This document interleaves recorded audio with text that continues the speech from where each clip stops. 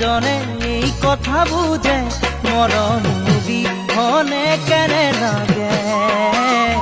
চকু পানী কেনে দৰে খৰে